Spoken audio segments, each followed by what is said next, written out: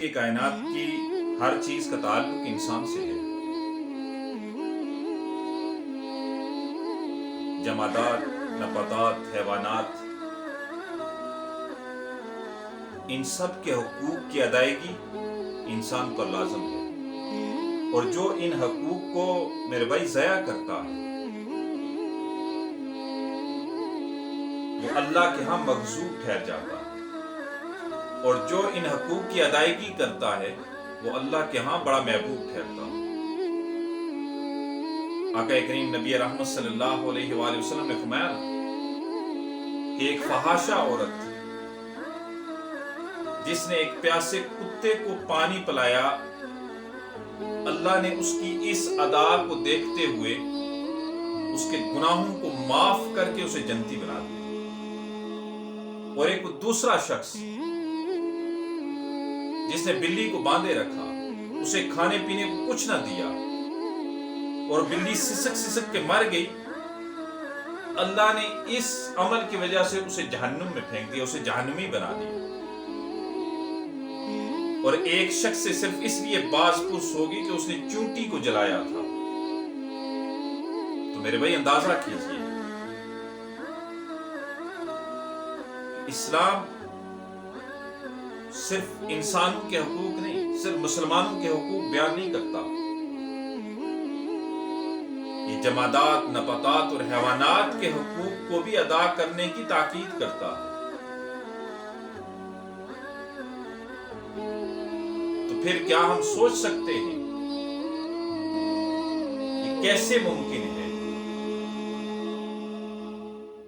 کہ مسلمانوں کے حقوق کی ادائیگی نہ ہو؟ مسلمان تو اس دنیا میں توحید اور رسالت کا امین ہے، مسلمان کا دل وہ مقدس ورق ہے جس پہ کلمہ طیبہ تحریر ہے۔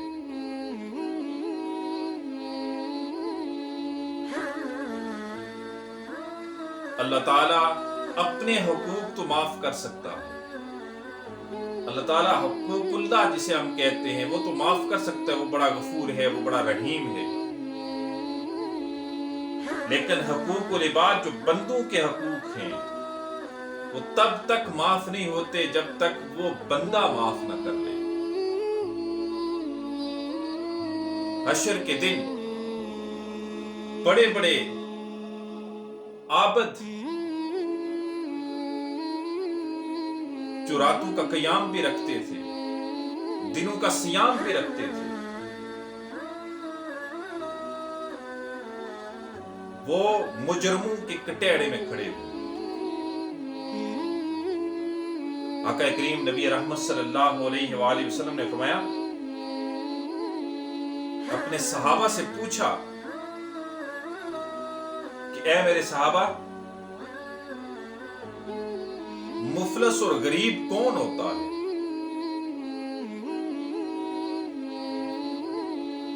صحابہ نے عرض کیا، یا رسول اللہ صلی اللہ علیہ وآلہ وسلم، ہمارے نزدیک مفلس اور غریب وہ ہے جس کے پاس درہم اور دینار نہ ہو، جس کے پاس کوئی اور ساز و سامان نہ ہو۔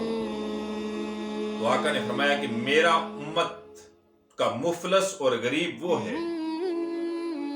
میرا امتی وہ مفلس ہے، میری امت کا مفلس اور غریب وہ شخص ہے کہ جو قیامت کے دن اللہ کے سامنے نماز کے ساتھ، روزے کے ساتھ، زکوٰۃ اور نیک اعمال کے ساتھ حاضر کیا جائے گا، لیکن اس نے اس کے ساتھ ساتھ کسی کو گالی دی ہوگی، کسی کی غیبت کی ہوگی، کسی پہ بہتان لگایا ہوگا، کسی کا حق مارا ہوگا، کسی کو قتل کیا ہوگا،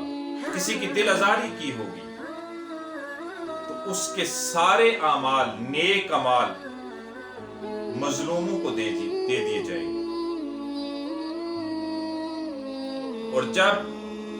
اس کے سارے نیک اعمال ختم ہو جائیں گے اور مظلوم کا حق کبھی باقی ہوگا،